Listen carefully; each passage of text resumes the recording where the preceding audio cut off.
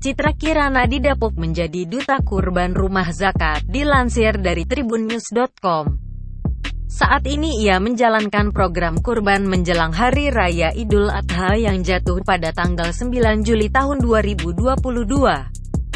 Kendati demikian, Citra Kirana yakin dirinya bersama rumah zakat yakni Super Kurban dan Desaku Berkurban bisa ikut memberikan yang terbaik untuk membantu masyarakat Indonesia saat ditemui di kawasan Cikini, Jakarta Pusat, Rabu tanggal 15 Juni tahun 2022. Nantinya beberapa hasil kurban, daging sapi maupun kambing akan didistribusikan ke pelosok-pelosok daerah di Indonesia.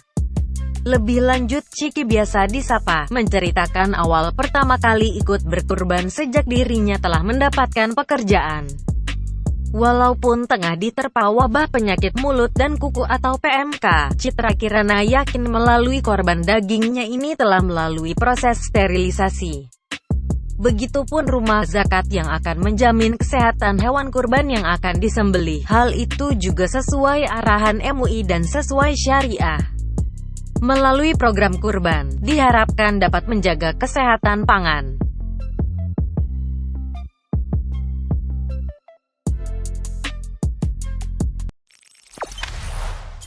Jangan lupa subscribe, share, komen, dan like ya!